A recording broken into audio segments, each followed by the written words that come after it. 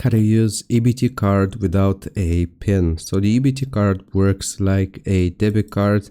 Unfortunately, you cannot use it without the PIN in most cases because it's required for security purposes. But here are some things that you can do. You can reset your EBT card PIN. You can call your state's EBT customer service number. This can be found on the back of your EBT card. Then you will follow the automated instructions to change or reset your PIN. You typically need to verify your identity by providing your EBT card number, social security number, and other personal details. You can also reset your PIN online. Some states offer the ability to reset your PIN through a dedicated EBT website. You'll need to log into your account and follow the instructions to reset the PIN. Alternative solutions: EBT purchases at online retailers like Walmart or Amazon. When using your EBT card online, you still need the PIN to authorize the payment, even if it's not a physical store transaction.